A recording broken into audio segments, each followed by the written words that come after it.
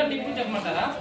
ఇలాగా మనము ఏదన్నా ఫంక్షన్ ఏదన్నా జరుగుతుంది అనుకోండి, పాపా ఏంటి పాపా ఏదన్నా ఫంక్షన్ ఏదన్నా జరుగుతుంది అనుకోండి, మనం వెళ్ళి మాట్లాడాలి.